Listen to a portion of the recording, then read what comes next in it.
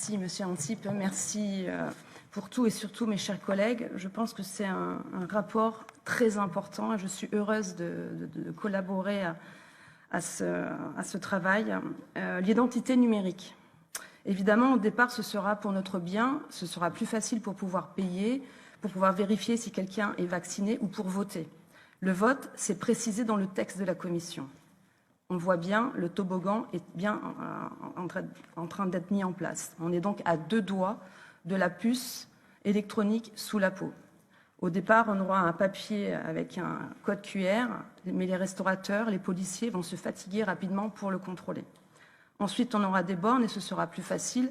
Ces bornes liront votre identité ou votre statut sanitaire sur un bracelet, une montre, sur un petit objet que vous porterez dans un sac à main, sur un code tatouage ou alors, comme je l'ai dit, sous la peau, et les portes s'ouvriront. Et vous pourrez payer facilement, vous passerez à toute allure aux caisses et tout le monde trouvera super de payer sans avoir l'air finalement de payer.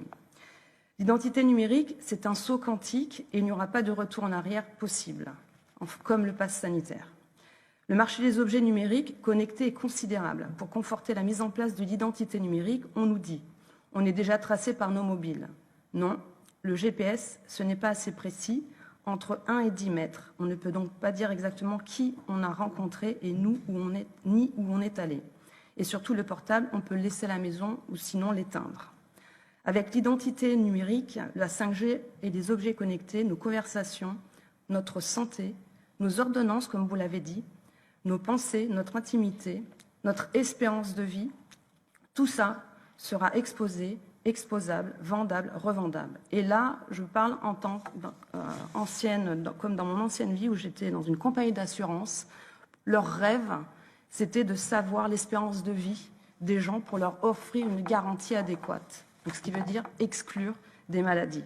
C'est une crainte qu'il faut prendre en considération. D'ailleurs, la Commission utilise le mot de portefeuille d'identité numérique. Est-ce la fin de nos libertés? Ça sera vraiment un élément à prendre en compte pour ce règlement. Va-t-on vers un capitalisme de contrôle?